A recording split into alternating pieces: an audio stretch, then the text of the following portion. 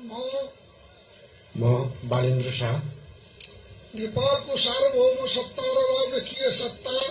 नेपालको सार्वभौम सत्ता र राजकीय सत्ता नेपाली जनतामा निहित रहेको नेपाली जनतामा निहित रहेको नेपालको संविधान प्रति पूर्ण वफादार रही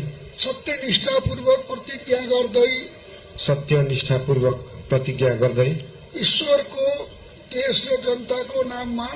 ईश्वरको देश र जनताको नाममा शपथ लिन्छु कि प्रधानमन्त्री पदको जिम्मेवारी प्रचलित कानूनको पालना गरी मुलुक र जनताको भलो चिताई कसैको डर नमानी पक्षपात नगरी पूर्वाग्रह वा खराब भावना नलिई ईमानदारीका साथ गर्नेछु र आफ्नो कर्तव्य पालनको सिलसिलामा आफूलाई जानकारीमा आएको कुरा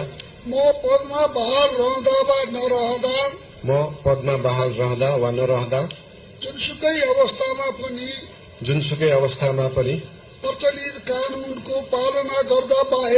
प्रचलित कानूनको पालना गर्दा बाहेक अरू अवस्थामा